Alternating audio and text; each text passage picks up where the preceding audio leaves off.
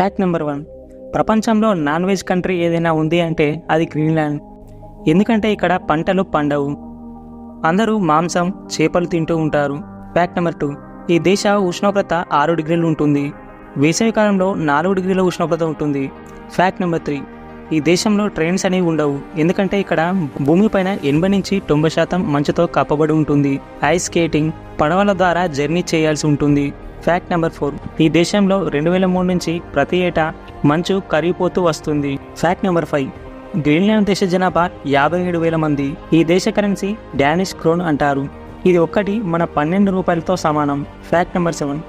గ్రీన్లాండ్లోని మంచు పర్వతాలు 4 లక్షల సంవత్సరాల క్రితం వాటివని సైంటిస్టులు కనుగొన్నారు.